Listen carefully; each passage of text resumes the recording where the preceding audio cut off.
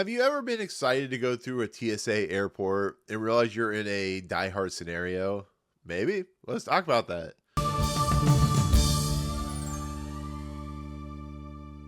What's going on, everyone? Welcome to Movie Emporium's movie review of Carry On, the new Netflix original movie that's directed by Jaume Collet, Serra. So imagine, if you will, you're traveling through an airport, you are going through TSA, you notice the TSA agent's acting all weird, he's kind of sweaty, but he seems to let people go through, and all of a sudden there's this chaos ensues. Somebody is being attacked, or this TSA agent's running towards a plane to stop a nerve agent from going off on the plane. And in the end, the bad guy is stopped, and you kind of go on with your holiday about 12 hours later because you have to wait because they shut down the airport. So that's Carry On. That is the new film with Taron Egerton and, of course, Jason Bateman. It's a film that is on Netflix, and it's exactly that. A TSA agent is basically put into a predicament where he has to allow a nerve agent suitcase to go through the metal detectors unannounced. Of course, the mysterious agent is played by Jason Bateman, and it becomes an action thriller that is similar to, I would say, like Phone Booth or Nick of Time. So there you go. So holiday movies, especially action holiday movies like this, are pretty regular. I mean, Die Hard 2 is a perfect example. Die Hard as well.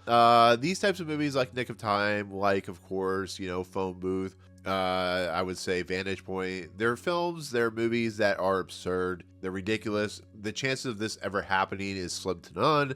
At least I would hope it would be. But for the most part, these things are they're meant for thrillers. That's why you see stuff like Executive Decision.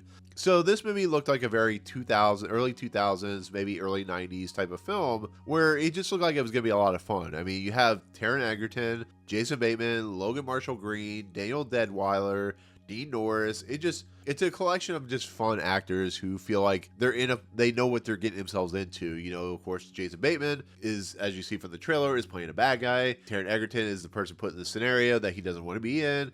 There is stakes. It just becomes like one of those types of movies. But once again, I like those types of movies. I think they're fun. I think they're entertaining. They're 2 hours of just nonsense, and you just have fun with them. So going into this as my honest review, I enjoyed this movie. I think it's a lot of fun. I think it's entertaining. It's absurd. It's ridiculous. It's one of those things where, the fact that things happen so easily, similar to, like, I don't know, Trap, that it makes it so absurd and ridiculous that you just kind of go with it. Taron Egerton is having a lot of fun as the person put in the predicament. He's soon to be a father of a woman who works at the airport, so that is a predicament. Jason Bateman is chewing scenery like no other. The predicaments and the scenarios that this movie gets into are ridiculous and over the top and silly, but it's a lot of fun to watch. I had so much fun watching this movie. I feel that it is more violent than I was expecting, but I think what this movie does is it just allows you to have fun. It allows you to just kind of go with the scenario. Yes, it's ridiculous. Yes, it borderlines insanity, but watching Taron Egerton get put in a scenario where he is having to find his way back to the TSA checkpoint, and how he has to do that, how he eventually gets to the conclusion of this episode of this movie, how it just kind of rolls and kind of plays itself through.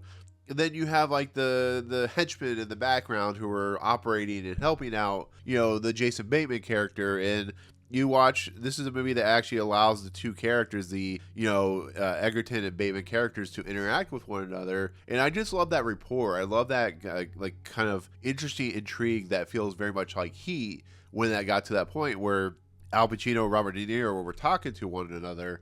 And setting it with the TSA, setting it in an airport, is very reminiscent of a early 90s action movie, an early 2000s action movie. It is what it is. It doesn't attempt to be anything more than it is. It's what Jaume Collet Serra is known for. It's his strengths. Look at stuff he worked with Liam Neeson, and look at what stuff he worked with The Rock outside of Jungle Cruise. It's just, the guy is good at doing absurd action movies, and that's what it is. The way these people fight on the conveyor belts for the luggage, the way, the bomb is taken care of, the way everything is played out, it's very much of that time, and it very much is a movie that feels like comfort food. It feels like a movie that's empty calories, but it's a movie that attempts to be nothing more than it is. And that may be a problem with people. People may not like that, but that's just what it is. That's what it's attempting to be. It's attempting to be a film that you can sit down with your family, maybe a little too violent for the kids, but you sit down with like the teenage audience or whatever, and you watch and you have fun.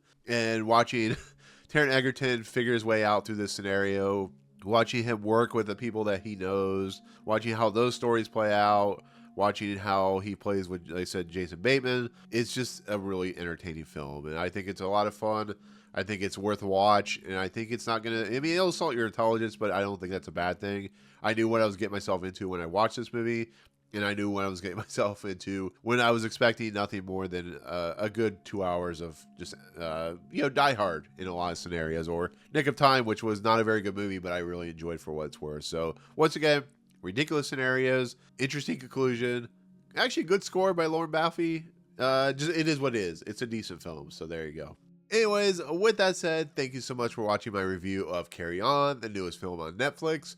Let me know in the comments below what your feeling on these types of films are. Do you enjoy them? Do you not enjoy them? What's your favorite part? What's your least favorite part? Let me know. I'm interested to hear. So with that said, thank you so much for watching. If you liked what you see in this video, awesome. Hit the subscribe button to join Movie Emporium. Hit that notification bell at the top to find what's coming next. If you like this video, awesome. Hit that like button. And as always, we'll see you guys on the next video. Peace out, guys.